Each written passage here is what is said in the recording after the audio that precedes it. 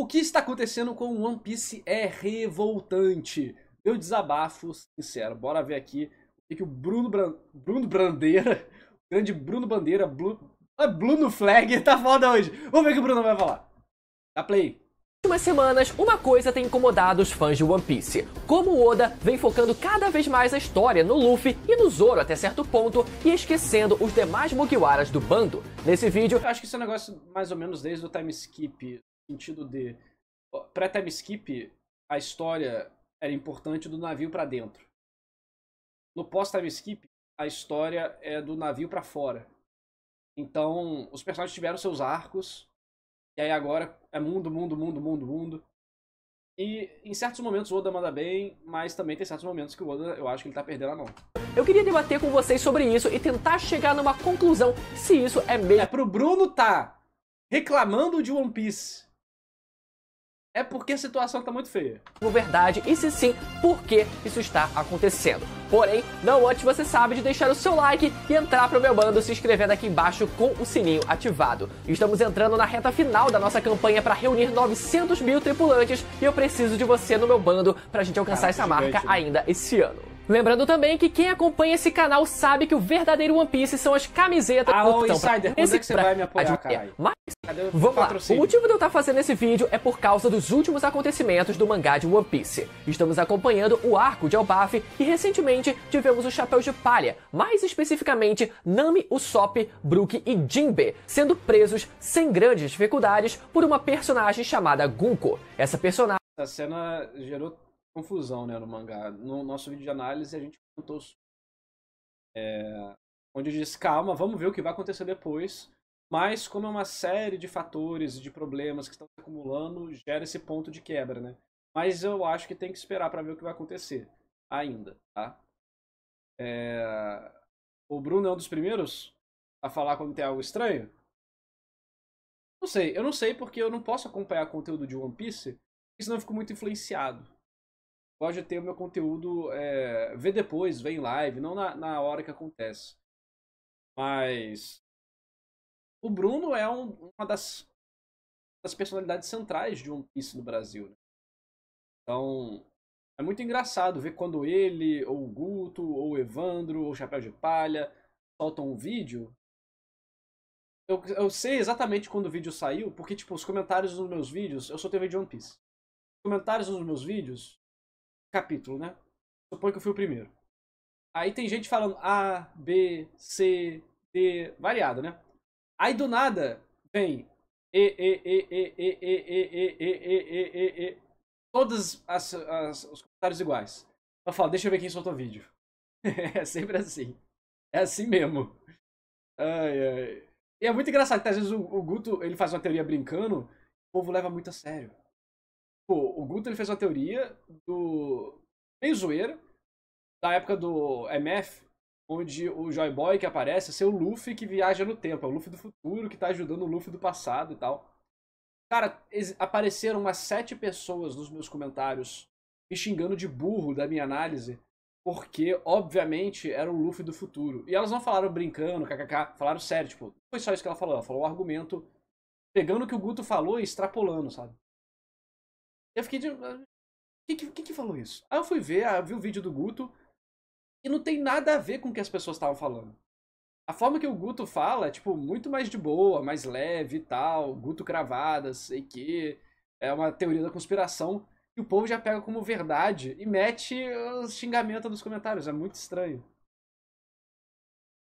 Mas... então eu não sei se o Bruno ele reclama ou não. Eu sei que existem algumas fandoms que gostam muito de proteger os seus mangás. One Piece é uma dessas.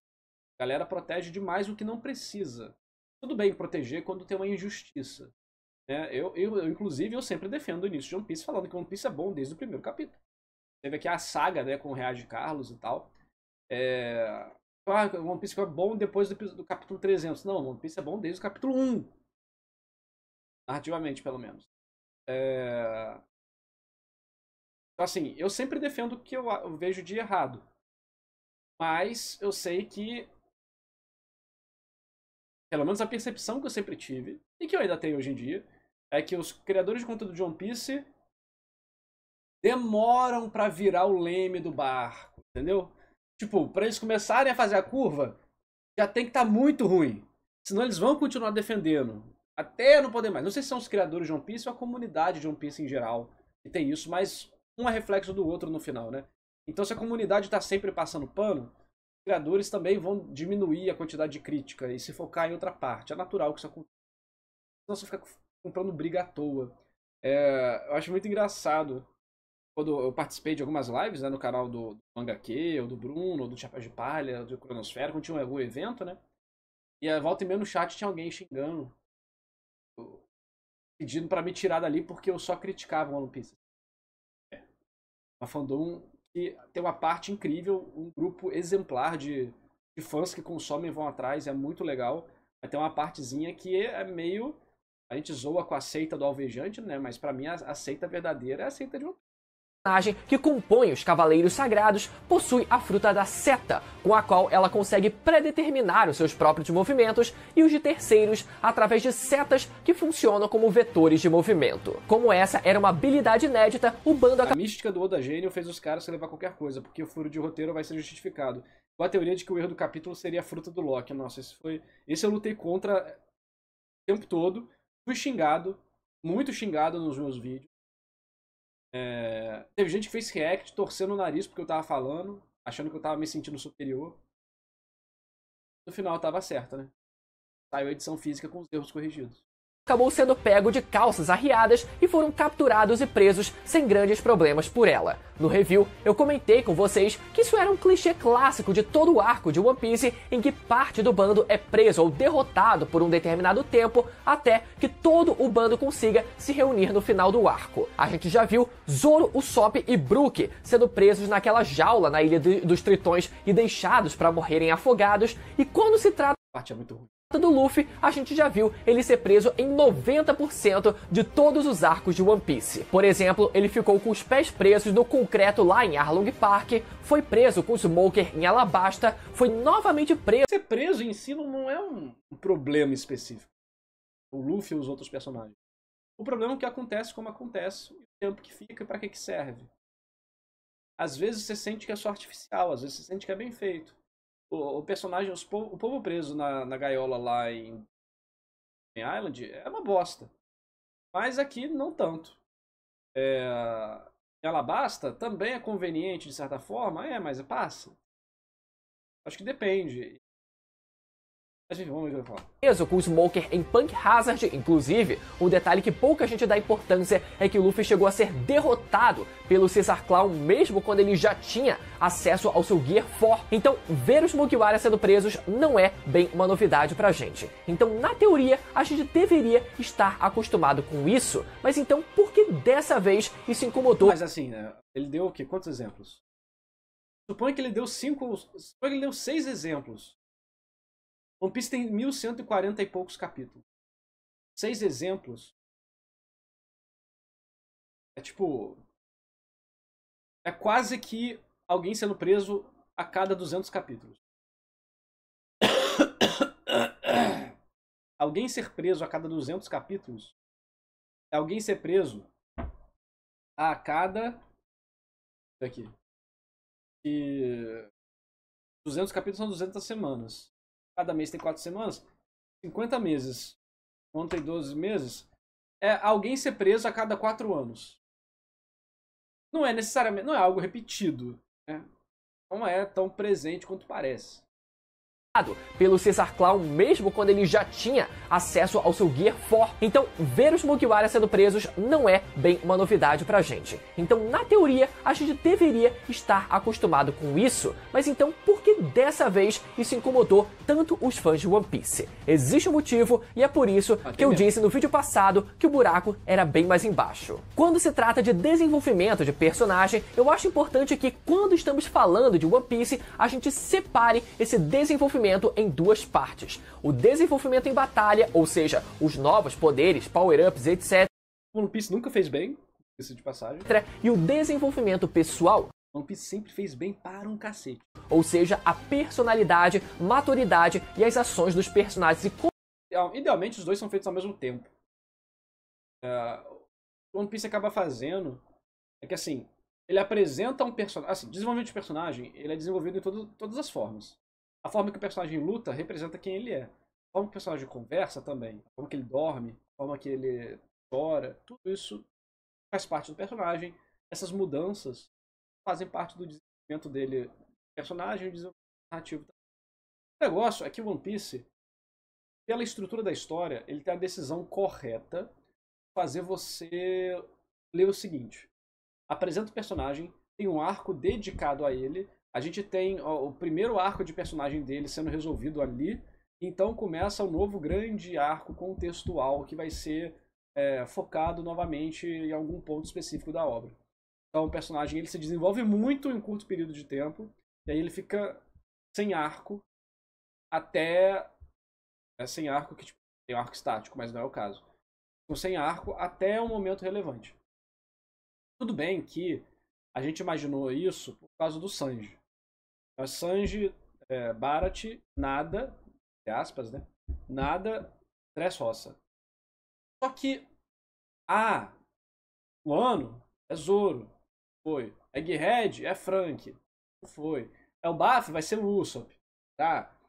Entendeu? Então eu acho que essa teoria foi por água abaixo. Os personagens tiveram um arco. O Sanji foi diferente no meu vídeo até muito antes de eu chegar. Quando eu tava pré-time skip ainda, eu fiz um vídeo falando de por que o arco do Sanji é problemático. Eu falo que trabalhar fome é muito difícil. E que muito provavelmente... que eu tava comparando o passado dos personagens, né? Muito provavelmente o Oda vai mudar. E eu falei, o Sanji, o Oda deve mudar, porque é muito difícil trabalhar fome em todo o arco. Eu tava falando que, tipo, tem alguns momentos só esquecido. No pré-time skip ainda. Ele ficava deslocado. O Oda fez isso. Né? Com... Dressrosa, desculpa. Não era Dressrosa, não. É Whole Cake que eu queria. Tá? E aí... Tem o Whole Cake que redefine o drama da fome do personagem. A ponto de, em um ano, todo mundo passar fome. Não existe um diálogo do Sanji sobre isso. Como elas vão mudando ao longo da série. Falando primeiro sobre o desenvolvimento pessoal, o Chapéu de Palha não tem quase desenvolvimento nenhum. É aquele negócio, né? Tem a apresentação dele, que tem um grande desenvolvimento, depois ele vira... Quer dizer, aí ele virava um personagem que não estava com um arco narrativo, mas ele ainda tinha um arco de personagem dele. Por exemplo, o Usopp teve o arco dele narrativo na ilha dele, só que depois, em Water 7, a gente tem um outro arco, Usopp. Até eu acho que eu posso considerar um arco de personagem. Eu não vou considerar um arco de personagem porque ele não teve finalização, né? Pô, tem o Sogeking, tem a briga com o Luffy, que é muito boa. E fica implícito, tipo, ele substituir o navio é substituir o Usopp. É o que fica implícito ali. Se fosse mais central isso... Poderia dizer que é um arco do personagem aí, mas eu não acho que foi central, então foi tipo um arco de um personagem mais secundário, assim. Mas muito bom. E aí vem o Sogeking. Aí o Sogeking tinha espaço para ser esse trabalho do arco do Usopp em relação à autoconfiança dele. Só que o Sogeking é abandonado. O Sogeking é abandonado. Aqui os dramas do Usopp não são resolvidos. Nada acontece. Ele é literalmente o mesmo Usopp pré-Water 7. Então, eu não vou considerar isso um arco porque ele nem foi finalizado. Ele não está progredindo. Narrador, o Usopp usa o Haki da observação. Primeiro que aquela cena ali é ruim. No meu vídeo de Dressrosa porque eu acho aquela cena ruim. Mas e daí? Não serviu pra nada. Não desenvolveu nada. O Usopp tem até alguma coisa em Dressrosa ali e tal, mas mesmo assim não serve pra nada. O Usopp antes e depois de Dressrosa é a mesma coisa. Então, você compensa isso com outros dramas. Dramas da ilha, o mundo e tal. Só que quando você tem muito personagem principal, vira um negócio difícil. Cada membro do bando tem o seu arquétipo muito bem estabelecido desde o início. E o Oda... E hoje em dia virou a flanderização, né? Caricaturas de si mesmo. Antes eram arquétipos. Hoje em dia são caricaturas. Trata isso quase como se fosse uma religião. Os personagens são assim e eles tendem a continuar assim. A gente até pode citar exemplos de desenvolvimento como Sanji e a Robin, mas a regra continua sendo essa. Então isso acaba sendo algo que deixa a gente com a sensação de que os Mugiwaras não estão avançando, não estão evoluindo, não estão se desenvolvendo. Isso pode acabar dando aquela canseira na gente de vez em quando. Acho que exatamente, tipo assim, eles não precisam desenvolver narrativamente. Uma mentira narrativa, uma verdade, mas eles poderiam desenvolver a personalidade, né? Só que eles permanecem com as mesmas personalidades. Até porque One Piece, no início do time skip até aqui, passado 3 meses. E olha lá. Entendeu? Isso complica também. Porque você não tem tempo do personagem ter uma mudança, absorver essa mudança e se transformar em alguém.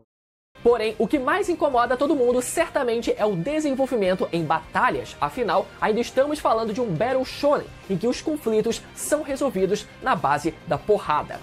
One Piece é definido como Battle Shonen mesmo? Eu sou da vertente que não define One Piece como Battle Shonen. Como Battle Shonen, One Piece é terrível. Pra mim, o One Piece é shonen de aventura. Pra mim, One Piece é shonen de aventura. Pique Dragon Ball clássico. É um One Piece, é um shonen de aventura com lutas, com batalhas. Mas eu acho que até a questão do Battle Shonen de One Piece prejudica o One Piece, porque o Oda nunca foi muito bom de fazer luta, de coreografia. Ele é muito bom em lutas emocionais, mas coreografia de lutas ele é muito fraco. E isso prejudica ele durante boa parte da obra, né? A maioria das lutas do pós-time skip são fraquíssimas. E muitas vezes não só a coreografia, mas as resoluções pós-luta ou pré-luta também deixam muito a desejar sobre o que aquela luta significa dentro da própria trama. Tipo, a luta com Tobiropo, que são inúteis. Elas não significam nada nem para um Battle Shonen. O que significa Battle Shonen? É o shonen de lutinha, porque shonen é uma demografia. É o jovem adolescente. O Battle Shonen é uma história que visa essa demografia, mas ela é focada muito em luta. Porque você vai ter shonen que é comédia, que é romance, que é aventura, que é mistério, que é investigação, terror. Porque shonen não é gênero, só o público-alvo. Os conflitos nunca são resolvidos só na conversa ou diplomacia, então sim, Hunter x Hunter pode ser considerado um adventure shonen. Digo, a lá o Narras inventando coisa que não existe, igual Dark Shonen. A diferença é que eu não digo que adventure shonen é um termo usado no mercado e tal. Eu falo inclusive que pra mim é um shonen, mas eu falo é um shonen de aventura. É muito mais próximo de um shonen clássico. Obra de ação com pitadas de comédia e aventura. Uma obra de aventura com pitadas de comédia e ação. Era o shonen que se destacou especificamente, mas fora ele acho que não tem tantos outros subdefinições de shonen. E o anti-shonen, pois é, né? One Piece ainda é um Battle Shonen. Então, fazendo uma recapitulação, lá no começo do time skip, no arco da Ilha dos Tritões, todo mundo teve o seu momento de brilhar e mostrar as suas novas habilidades. Afinal, eles tinham acabado de voltar do time skip, então todo mundo queria ver os novos poderes que eles tinham adquirido. Porém, depois da Ilha dos Tritões, Vai ter essa porra de soft shonen, hard shonen, soft seinen, hard seinen, isso aí eu acho otaku querendo parecer intelectual. O destaque para cada Mugiwara foi sendo parcelado ao longo dos arcos. Em Punk Hazard, o Usopp e a Nami tiveram um destaque bacana no final do arco. É só piada? Não é. As pessoas usam isso não ironicamente, principalmente lá na gringa. Assim, acaba que o povo aqui no Brasil também usa, porque vê o gringo falando. Mas isso aí é tipo, tudo bem, uma palavra para determinar uma ideia, para transmitir informação mais fácil e tal. Mas a pessoa já está usando a palavra da forma errada, porque a palavra é sobre demografia, não sobre gênero. Não é hard sci-fi, entendeu? Tá falando, tipo, jovens duros. Tá dizendo que eles são pobres ou que eles estão eretos.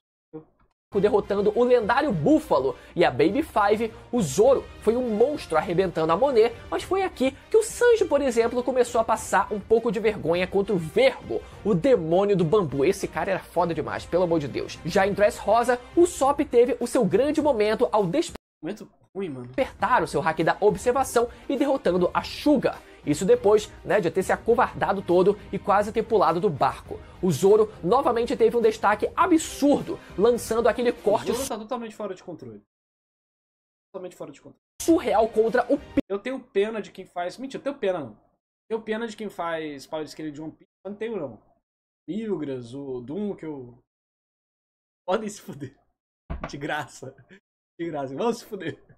Que puta que pariu, cara. Imagina ficar discutindo a Power Scaling de One Piece, mané. Pica, puta merda, hein? Aquilo no semanal foi uma loucura. O Sanji até começou brilhando contra o do Flamengo, mas logo foi humilhado e feito de ranço. Tu falou loucura? Caraca, a leitura dessa parte foi tão chata, tão desinteressante, tão enrolado. Ai, meu Deus. Felizmente, ou eu sou muito chato.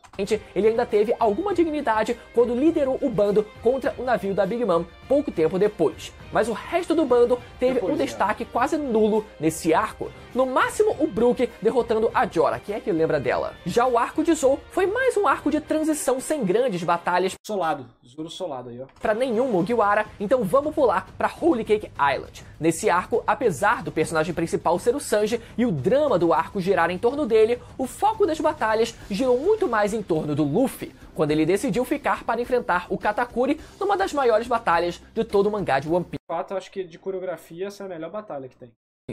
Apesar de eu não achar que ela é a melhor batalha de One Piece. Pra mim, Usopp versus Luffy é melhor do que essa. Luffy versus o cara lá da hiena,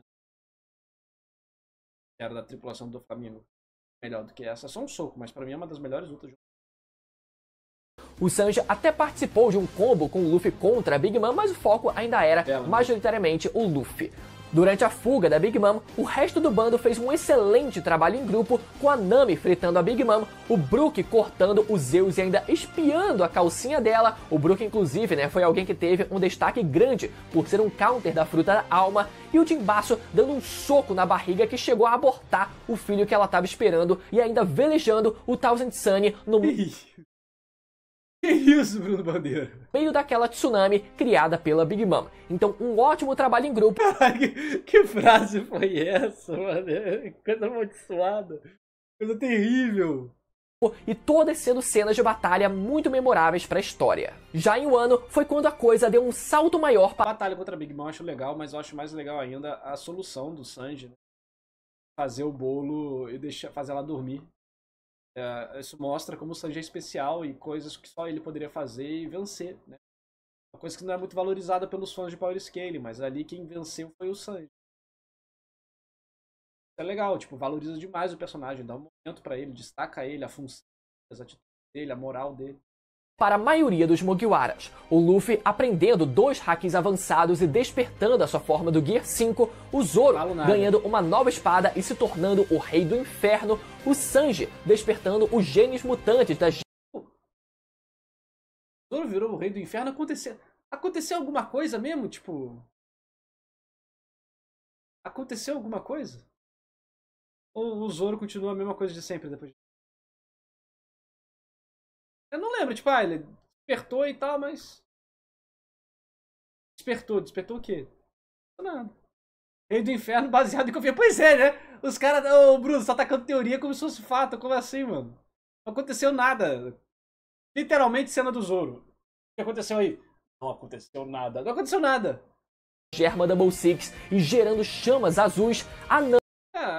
eu acho é uma forma legal de compensar o fato dele quebrar o próprio traje, né, da Germa. Isso é legal. A cena dele quebrando o traje da Germa, pra mim, é uma das melhores cenas dele em um ano também, que não que seja difícil. Mas acho bom porque ele escolhe, né, ser quem ele é mesmo e pede desculpa. Caso ele não possa aceitar um fracote na tripulação. Aí ele despertar esse poder ajuda a compensar o power-up, né? Mas no final ele continua lutando da mesma forma. Mudou a cor do fogo de vermelho pra azul. Porra, não mudou a técnica, não mudou nada, porque isso nunca foi o foco no One Piece. Nami usando os Zeus no seu clima tático. A Nami tem feito várias coisas legais na história, isso é verdade. Usopp simplesmente criou o artefato mais roubado da história de One Piece. Um chiclete, um pedaço de madeira e um chinelo. Para derrotar a Ult, a Robin se aceitando como demônio de Ohara e criando a sua nova forma demoníaca absolutamente insana, demônio de Ohara, e criando a sua nova forma demoníaca. E aí? E aí? Tipo, ela fez isso de mãos, eu imagino. Porque todo o tema dela é de mãos barra flores, né? Aí ela deve ter feito isso de mãos, já que ela consegue fazer mão de mão, mão de pé. Ela pode fazer um monte de coisa. Aí ela virou isso, e fica, pra mim, isso é muito mais temático do que factual. Tipo, pra mim, a Robin não virou um Uni. Ela não virou um Uni, não virou um diabo. Isso aí é só uma representação da intenção assassina que ela tava naquele momento. Junto de alguma uso da habilidade da Akuma no Mi dela pra talvez, né, uma silhueta mais próxima. O anime exagerou, né? Porra, eu sempre fala, pô, mudei de anime, tô vendo Devilman agora, né? Aposto que vai ser que nem o Azura e Enies Lobby é tipo isso. Então, assim, pra mim isso aqui foi mais tipo, a intenção assassina da Robin, junto das técnicas dela, e não necessariamente uma transformação. Tanto é que ela nunca mais usou isso. Nunca mais usou isso. Cadê ela usando isso aí contra os Gorosei, por exemplo? No momento que precisava, ou contra o inimigo, sei lá. Cadê? Ah, vamos ver se ela vai usar isso agora. Se ela usar isso agora contra o Summers, né, no mangá, vai ser interessante. Vamos ver se ela aparece, chamar ela de Demon de Ohara, e ela realmente... Vamos ver se ela vai virar de fato um capeta. Eu acho muito difícil ela virar de fato um capeta assim. No máximo, tipo, uma assassina sangue frio. Mas talvez vire. Apesar de eu achar que é exagerado, assim. Será? Absolutamente insana, o Frank usando o Frank Shogun para derrotar o Sasaki, o Jinbasu Só luta ruim. arregaçando o Rushu e até o Um aleatório. Literalmente Rusku, né? Quem é você? Quem é quem? Totalmente aleatório. Brook teve seu momento derrotando as putas de Wano.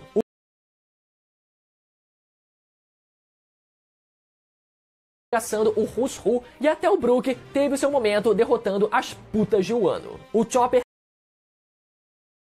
Isso! Caraca, o Bruno Bandeira tá sem filtro nesse vídeo, cara. Tá totalmente sem filtro. Ele tá, mano.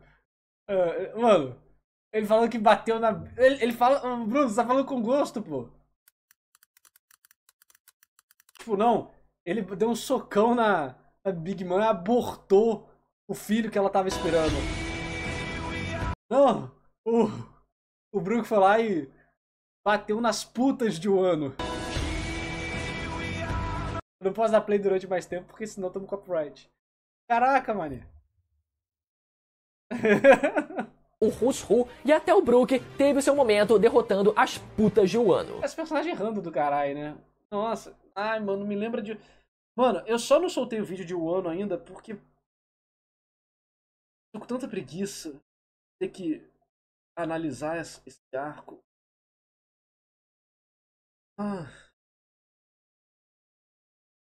O Chopper não finalizou ninguém relevante, mas pelo menos deu um tapa na cara do Queen. Não, o Chopper já era. Já era. Eu não espero mais nada do Chopper. Cena que ficou marcada na fandom, e aquele que menos fez alguma coisa que preste foi o Sop. Ele e a Nami estavam sendo perseguidos pelo Page One e a Ult, então a gente pensava que cada um ia derrotar um deles, mas a Big Mom interferiu e derrotou o Page One, não sobrando nada pro beta do Sop. Mas de forma... Ai, meu Deus. Caraca. O Bruno Bandeira está me desanimando de continuar lendo One Piece. Tá me desanimando, você tá me desanimando. De forma geral, o saldo em um ano foi positivo para a maioria dos Mugiwaras, tendo lutas relevantes e uma parcela deles até recebendo excelentes power-ups. Pra mim não, pra mim não, pra mim não. Eu sou chato, desculpa. Chato. Não acho que foi recebendo bons power-ups. Quem teve momentos realmente relevantes em um ano que deu desenvolvimento de personagem, deu progressão de poder. O Luffy teve progressão de poder, né? Mas eu não gosto da forma que... Eu adoro o Nika, eu adoro o Gear 5, mas eu... Não odeio, dei uma palavra forte. Mas eu acho a forma que o Gear 5 aparece horrível. O Jinbei não teve nada. Pô, podia ter todo um papo, né?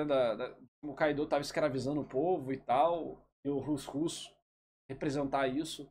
Mas não, o Rus fala, hahaha, lá em Impel Down, e lá em Impel Down as pessoas cantavam para Nika, e em Impel Down tem o Nika, e o Nika é o cara dos libertados, e o Nika vai fazer isso, os bucaneiros, os gigantes, é o Nika é muito brabo. Aí o... E você, homem peixe fudido, não gosta de homem peixe. Você luta como homem peixe, você nada como homem peixe, você respira como homem peixe. Aí a gente fala, cala a boca. Então, pô, podia ter sido um negócio tão legal, né? Do Rusku representar essa questão do, tipo, da escravização que o Kaido faz em Wano. E isso bater direto no... Quem sabe?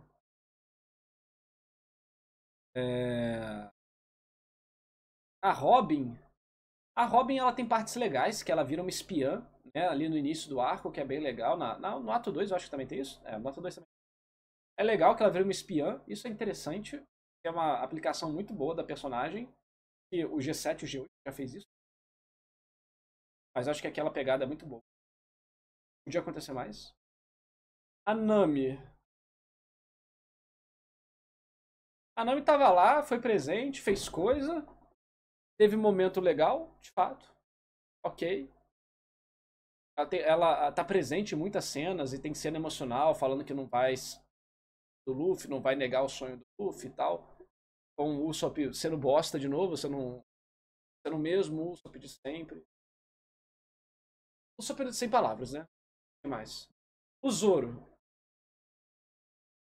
O Zoro andando pela ilha, encontrando lá o Red Hog lá, né? O ouriço foi ok. Aí ele resgatando a filha, a irmã do Momonosuke, que é muito bom. E eles vão casar. Aquela mulher não vai deixar o Zoro fugir de forma nenhuma. Foi ok o dele, teve power-up legal da espada. Assim, a forma que ele domina a espada, eu não consigo dominar. Ele treina 3 dias e domina a espada. Aí o povo nos meus comentários, não, narrador, ele não dominou a espada quando ele segurou a espada, ele não dominou a espada ali, ele dominou depois a espada, ele não dominou. Aí, tipo, literalmente falo. Peguei, que dor, não consigo. E ele vai lá e domina. Aí eu falo.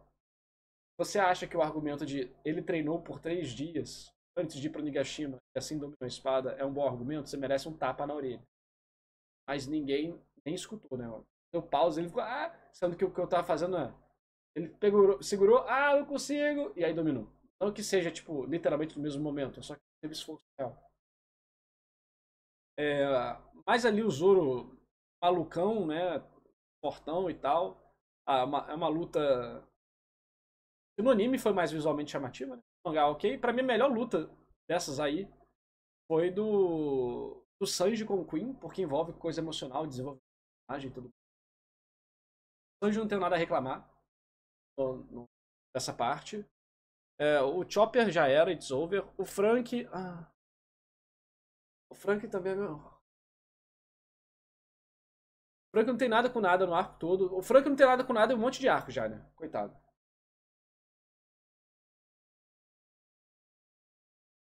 Assim, pra mim não foi... E o Luffy, né? Eu já falei do Luffy. Pra mim não foi tão bom assim, não.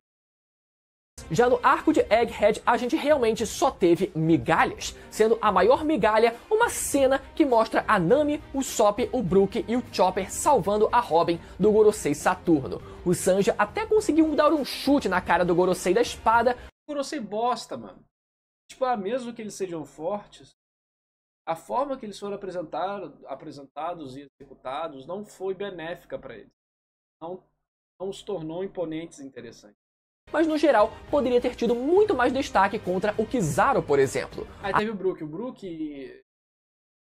Mano, só tava lá, né? O Brook um ano ele esteve lá. Oi, estou aqui. Mas em Whole Cake ele já tinha feito muita coisa. Então não tem problema. Whole Cake ele bateu na Big Mom, ele pegou o Poneglyph, ele virou o bonequinho da Big Mom. Então passa. Até o Zoro, que costuma ter momentos de destaque muito grandes, derrotou o Lute numa das piores lutas de One Piece. Então nem o Zoro teve um destaque decente. E quem dirá o Frank, né? Mano, essas fanarts Os caras crentes que vai acontecer, né? Caraca, vai ficar muito foda, o Frank vai ganhar o Power Up. Que tinha tudo para ter um destaque surreal nesse arco, com uma série de novos aparatos tecnológicos, aquelas luvas que tornam a luz em algo tangível, com o Kizaru presente na ilha podendo ser usada, mas o homem foi completamente... Não ironicamente, você tinha tudo alinhado, né? Pra o Frank poder ter uma participação maior, usando as luvas que mexem na luz contra o Kizaru. Ia ser uma forma bem interessante de botar um personagem que estava deslocado na frente para poder ajudar o Luffy a lutar contra ele. Mas não, o Luffy tem que ser o deus da liberdade, imortal, supremo, brinca com tudo e tá brincando com o Kizaru, o Kizaru não chega nem perto do Luffy. Largado de escanteio quando poderia ter tido um ótimo destaque. No fim, o arco de Egghead foi quase que exclusivamente para o Luffy, que enfrentou o Kizaru numa batalha muito foda e depois enfrentou todos os Gorosei. Eu não gostei não, da batalha. Tudo que aconteceu dentro da ilha de Egghead eu achei fraco. Tudo que aconteceu fora da ilha de Egghead eu gostei. Esse final aí... É tipo, a parte dentro da ilha que fala do Vegapunk e do mundo e tal, achei foda também. Mas todas essas lutas aí, cara, começa a luta em One Piece e me dá vontade de pular. Juntos, quando Oda poderia ter distribuído melhor o destaque para os outros Mugiwaras. Kizaru, Mogo, Frank, com luva ou não, mas não importa. Não importa. É o personagem que tem um momento de destaque dele. É tipo, o Luffy vai ser pego de surpresa por um golpe do Kizaru, um feixe de luz. Aí o Frank vai lá, pega o feixe de luz e joga pra cima. E a luva dele agora deixa de fazer isso. Entendeu? E pode até destruir a luva dele no processo. Aquela máquina destrói a mão dele. E aí ele consegue ajudar o Luffy. Entendeu? É qualquer coisa. Qualquer coisa. Precisando trabalhar em conjunto para ajudar a lidar com os Gorosei. Então, resumindo, o time skip começou bem, dando destaque para todos os Mugiwaras. Depois a coisa ficou escassa para todo mundo, com um ou outro Mugiwara tendo um destaque mais pontual, até que em Wano a maioria recebeu o destaque que merecia, cada um com uma batalha individual a ser vencida, com exceção do pobre coitado do Sop. Mas o maior crime mesmo foi em Egghead, que tinha espaço para todos os Mugiwaras participarem e principalmente o Frank ter novos upgrades. E agora, em Elbaf, a gente segue na expectativa para que o Sop tenha o seu grande momento. Imagens, mano. É muito engraçado essas alucinações da comunidade One Piece. É pique, tipo... El Hermano... Gohan Blanco. Tudo bem que o Gohan Blanco virou realidade, né? Eu realmente acredito que o Oda tenha ofuscado propositalmente o Sop em Wano para que o seu grande momento de catarse fosse guardado para Elbaf e quando otimista. Quando esse momento vier, ele venha com ainda mais pompa. Agora, a minha conclusão, se a gente parar pra pensar bem, é que esse foi um padrão Goten Black. É tipo isso mesmo. Por que acontece isso com One Piece e com Dragon Ball, cara? Tem essas fanarts loucas, conceitos bizarros da história. Que se consolidou apenas após o time skip. Antes do time skip, o normal era cada Mugiwara ter a sua batalha contra um inimigo próprio. Foi assim em Arlong Park contra os 4 principais piratas do Arlong, em Alabasta contra os membros da Baroque Works, em Skypiea contra os sacerdotes do Enel, em Enies Lobby contra eram menos personagens, né? Não só na tripulação, mas menos personagens relevantes no arco. E isso permitia que eles tivessem lutas mais focadas. Mas o ideal é que nem todo mundo tenha que lutar o tempo todo. Pô, enquanto uns estão lutando, deixa outros resolvendo política. Enquanto uns estão lutando, deixa os outros fazendo espionagem. Enquanto uns estão lutando, deixa os outros tendo um drama emocional. Entendeu? Não precisa todo mundo lutar o tempo todo. A CP9, em Thriller Bark, a coisa foi um pouco diferente, com todo o bando se unindo para enfrentar o Wars, mas ainda assim dando espaço para cada Mugiwara ter a sua participação, mas depois do time skip, essa dinâmica passou a ser o oposto. Só tivemos essa dinâmica dos Mugiwaras enfrentando uma organização no 1 contra 1 na Ilha dos Tritões. Essa imagem eu não consigo mais desver essa imagem. Não mexa com a fandom de One Piece, nós somos... Essa imagem tá é que o rosto do Luffy tá tão tipo olhando pro vazio. E anos depois, em Wano, e no meio disso, alguns Mugiwaras tendo o seu momento lá e cá. Então eu vejo que esse passou a ser o normal depois do time skip. Por um lado, isso é bom porque deixa a narrativa mais imprevisível e permite que o Oda crie uma catarse maior quando determinado Mugiwara tem o seu devido destaque, até Tipo, seguir fórmula ou não acaba que nem é o problema é a execução mesmo. porque One Piece se tornou uma história tão grande e cheia de conexões e coisas que precisam ser resolvidas que o Oda não perde tempo com lutas apenas pela necessidade de haver luta, mas por outro lado, pelo Oda não ter mais essa obrigação de criar uma luta individual para cada Mugiwara, corre o risco dele deixar a maioria de lado, como aconteceu em Egghead. Mas é aquele negócio, né? A luta não importa necessariamente. O que importa é a apresentação do personagem no arco, a importância dele, o destaque, o quanto que ele influencia na história, como ele muda o status quo. E os personagens, normalmente no shonen, a lutinha é muito pela luta que isso acontece, mas não só necessariamente pela luta. E aí, em alguns momentos, é melhor que não tenha luta, porque senão você tem o quê? Você tem o Zoro, 40 capítulos fora de tela, lutando contra o Lute, e não aconteceu nada feijoada, aí o Oda tem que avançar com a história, aí ele ganha com a porrada. E eu acredito que essa dinâmica, onde cada Mugiwara terá que enfrentar um inimigo próprio, só vai se repetir de novo contra os piratas do Barba Negra. Agora vão ser destruídos, né? Destruídos. Nem fudendo que eles ganham da tripulação do Barba Negra. Ó, o Luffy, Sanji, Zoro, ok. Jinbei, coitado. Jinbei já tá... O mangá tá fazendo o Jinbei se aposentar já. Então sobre Jinbei e Brook. Frank bucha, Chopper bucha, Usopp bucha. Nami nem é bucha, tá? Mas assim, fisicamente fraca, é inteligente, tem golpes interessantes. Mas não ganha ali de nenhum membro da tripulação do Barba Negra. Ou ganha. Eu sou ruim no Power Scaling. Lá no final da história. Então, resta a gente aceitar que o Oda muito provavelmente não vai... Sei não, bando do Barba Negra é um monte de bêbado.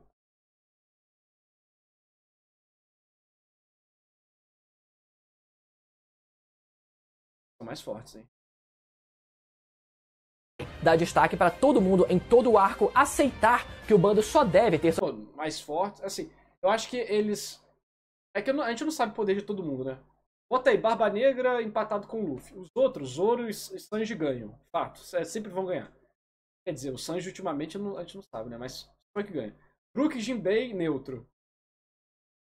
Frank, Chopper, Usopp e Nami perdem, né? Pelo amor de Deus. Suas próximas batalhas individuais lá no final da história e, enquanto isso, rezar para que no meio do caminho ele não se esqueça de dar o devido destaque para os Mugiwaras na hora certa. O Zoro, que teve um destaque muito grande em Wano e costuma ter em todo o arco, teve todo o plot da sua linhagem sanguínea deixada para ser contada apenas como uma mera curiosidade numa SBS. O Frank, eu sinto que não teve esse holofote quando era para ter em Egghead, mas eu tenho fé que pelo menos o Usopp não será esquecido em Elbaf. Bom, ficou até o final e gostou do vídeo? Então deixa o seu feedback, porque o seu comentário é muito importante. Lembra mais uma vez de deixar o seu like e conferir a sua inscrição. Muito bom do Bruno Bandeira. Falou muitos fatos e feitos aí, de fato. Ele falou vários elementos relevantes para a história de Eu entendo a sensação dele, concordo com a sensação dele, concordo com a sensação de fãs de One Piece nesse ponto. Eu acho que tem algumas coisas que precisam ser resolvidas e o Oda tá perdendo a mão, sim. E, pelo visto, a boa vontade da fandom tá gradativamente acabando, né? Antes tudo era perfeito, maravilhoso, mesmo que não era. Mas aí tá tanto tempo com alguns defeitos que agora discutir o assunto não é mais tabu, né? Antes era tabu. Na semana do Gear 5, se você falasse que o Gear 5 foi mal apresentado, mané, iam matar minha família e me matar. Hoje em dia não, hoje em dia você pode falar, foi ruim a apresentação. Até quem gosta vai falar, tá bom, pode achar isso. Eu gostei. O nego não quer mais te matar. Então, Bruno Bandeira falou apenas verdades nesse vídeo. Gostei mesmo, gostei mesmo. E curiosamente, nossos pais trabalham no mesmo local. Olha só, né? Coisa doida. Mas, pô, baita vídeo. Mandou Bem demais. Muitas views. O Brunão tá sempre estourado. Mestre do YouTube. Bruno Verdades, mano. Bruno Verdades. Então, vamos ver como é que vai ficar no futuro. Eles ainda têm esperança. Eu tô cauteloso, cauteloso. Vou lá pro próximo.